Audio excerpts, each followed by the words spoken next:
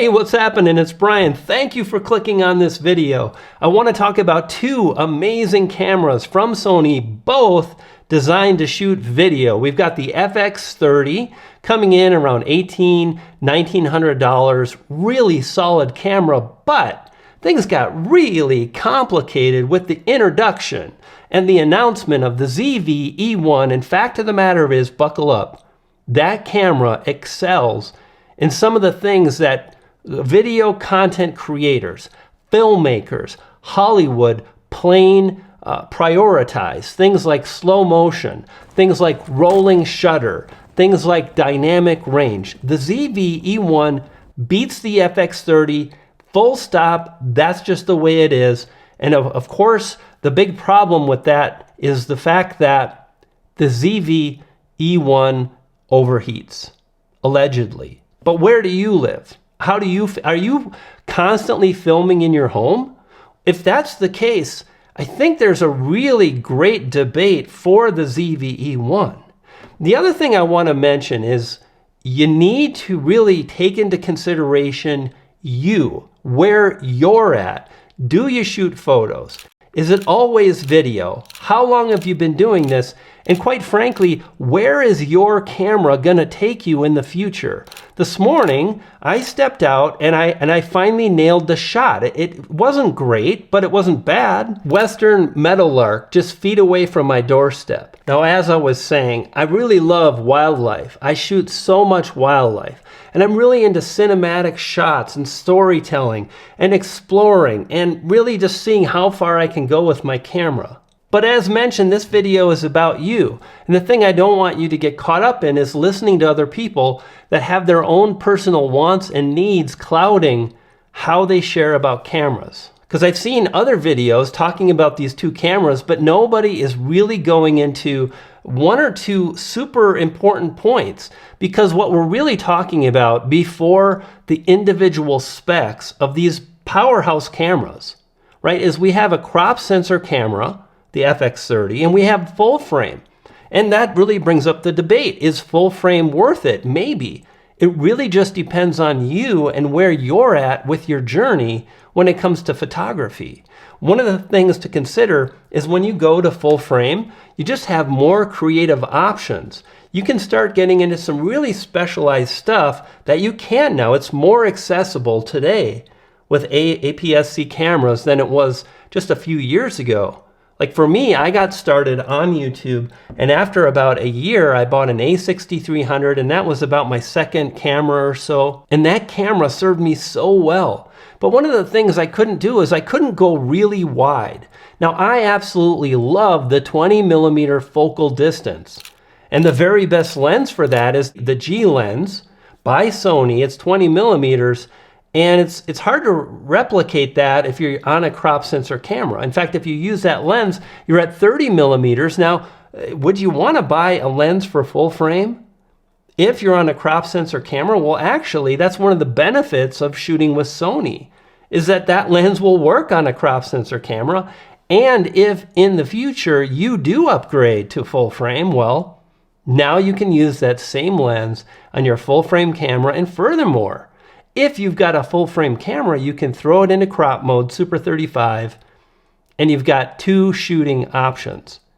So the thing I want to do is just share some thoughts and ideas about you and where you're at. This brings me to one of my first points. I want to encourage you to just know that right now this camera might have issues with overheating, but there's a really good chance that Sony is able to kind of finagle and tweak things with the firmware update, and then it'll really no longer be a huge issue. Remember when the Canon R5 came out? That thing was an overheating nightmare, and people were really hyped and really excited, but the camera overheated again and again for so many people. And then guess what? Canon was able to resolve that. And there's a really good chance that Sony will be able to improve on the metrics when it comes to overheating, but only time will tell. And furthermore, where are you at? How do you shoot? If you shoot a lot of content indoors like I do, this might be fine. Like this studio right now is probably about 68 degrees. It's pretty cool. I'm down in a basement, right? I've kind of got my YouTube stuff all decked out in here. This is where I create. And because of that, this new ZV E1 is going to be incredible with a lot of the features and the functionality that the FX30 just doesn't have. Like autofocus. Fact of the matter is, I don't believe there's any camera on the market today that has better autofocus for video than the ZV E1. Full stop. That's just the way it is. It's got that new artificial chip, AI chip, and the focus functionality is absolutely incredible. Now, I'm not saying the FX30 is a bad camera. It's an incredible camera.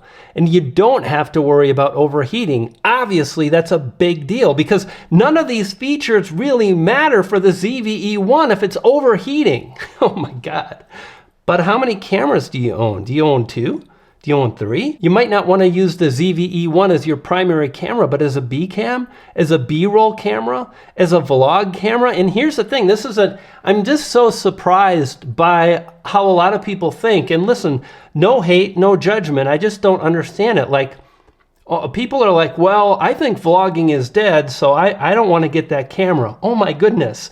It's a word. It's like, for me, I think a better way to describe it is solo content creator. That's me. I go out, I capture footage by myself, and that's why that really incredible autofocus really matters, because I'm going to have more flexibility and more creative power to do cooler things that I probably couldn't do with the FX30.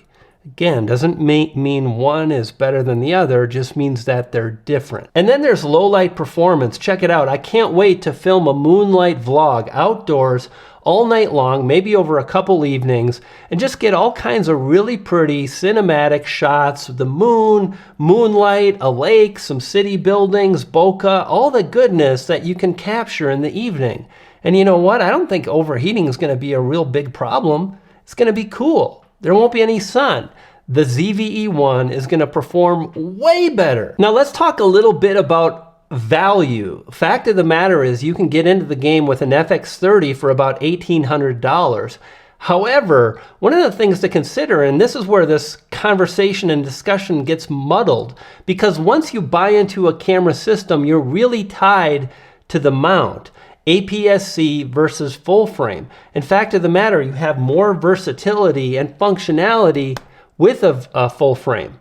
I'm not going to even get into the like it's a bigger sensor and that's better, but I can shoot, if I want crop sensor, I can throw this into crop sensor mode, and my 600mm lens becomes a 900mm lens. That's really great for wildlife, for that type of photography and videography. And yes, it's a bit more expensive, but what if you really love photography? What if you're really in it to win it with video? At some point, you're going to want to upgrade to the full frame. So the sooner you do that, it means the sooner you're starting to focus on glass designed for full frame, and that really opens up so many creative options. Like I mentioned, macro. Well, check it out. There are some really interesting and weird macro lenses, like 15mm wide, but also macro, so I can get really close to a bee, which, by the way, a bee is the most beautiful macro subject, bar none. They're very hard. To take a great photo of a bee or a wasp is easier, but that's neither here nor there. But the point I'm trying to make is, I can't wait to shoot with a 15mm wide-angle lens that's also a macro lens. If you put that on an APS-C camera, it's a 30mm, who cares? It's still going to give you a neat look, but not like a full-frame camera. Full frame opens up more creative options because of the sheer amount of lenses available for full frame cameras. Don't try to say that 3 times fast. If you made it this far, thank you. I really appreciate it. You may want to consider one of these additional videos. YouTube thinks it'll be just perfect for you, and I think so too. Thanks for sticking around. I'll see you on the next one, you dig?